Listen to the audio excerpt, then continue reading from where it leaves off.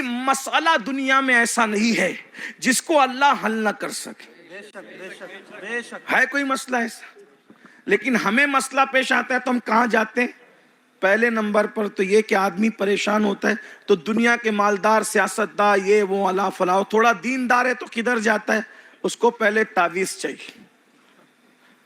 سید صاحب تعویذ دو، حضرت صاحب تعویذ دو، پیر صاحب تعویذ دو، مولانا صاحب تعویذ دو. ایک بات آپ سے کہتا ہوں، میں تعویذ کا مخالف نہیں ہوں، لیکن اتنا ضرور کہتا ہوں سارے کام کبھی تعویذ سے نہیں بنتے. تعویذ سے کام بنتے ہیں لیکن سارے کام نہیں بنتے. جو کام بننے وہی بنتے ہیں. اس لیے تعویذات سے نکل کر خدا کے دربار میں آنا سیکھو. بیٹی کو رشتہ نہیں ہے، بچھاؤ اچھی طرح وضو کر کے رات کے وقت مصلی. یہ بات میں اپنی ذمہ داری پہ کہہ رہا ہوں.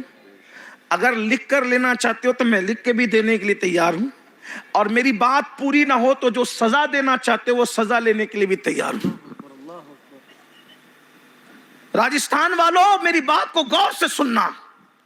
بیٹی کو رشتہ نہیں آتا، روزی کے لیے پریشان ہو، بیوی سے میاں کی نہیں بنتی، میاں کی بیوی سے نہیں بنتی، بچے نافرمانے کچھ ہو، جب پوری مخلوق سو جائے تو تم اس وقت اٹھو اور اٹھ کر کے اچھی طرح وضو کرو اور مصلی بچھاؤ اور پورے شوق اور ذوق کے ساتھ خشوع و خضوع کے ساتھ 2 رکعت نماز پڑھو، اس تصور کے ساتھ کہ میرا بادشاہ میرا اللہ ہے اور میں اپنے بادشاہ کے دربار میں بغیر کسی ترجمان کے صرف گفتگو کرنے کے لیے جا رہا ہوں.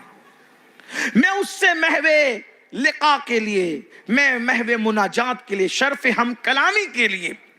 خدا ظاہری طور پر تو کسی غیر نبی سے کلام نہیں کرتا، لیکن کلام اس معنی میں کہ مناجات کرنے جا رہا ہوں، عرض معروض کرنے جا رہا ہوں. میں بے سہارا نہیں ہوں، میں اس خدا کا ماننے والا ہوں جو کروڑوں ماؤں سے زیادہ اپنے بندوں سے پیار کرتا ہے.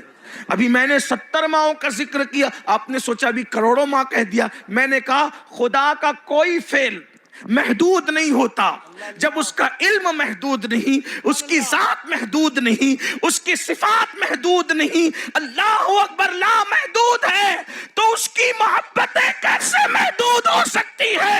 اس کی محبتیں بھی لا محدود ہیں. اور یاد رکھنا، اللہ اپنے بندوں سے جتنی محبت کرتا ہے کوئی کسی سے اتنی محبت نہیں کر سکتا. لیکن بندے تو گندا ہو گیا، تو نے سب کی محبت کی قدر کی ہے، تو نے خدا کی محبت کی قدر کیا